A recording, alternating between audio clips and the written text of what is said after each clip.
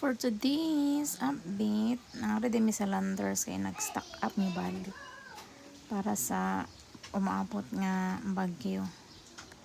So check this out. Mao ni ang amonggi anhide. Mostly ang mga cereals for every morning din. Padong sa balik sa school diri sa Lapu-Lapu City, Cebu.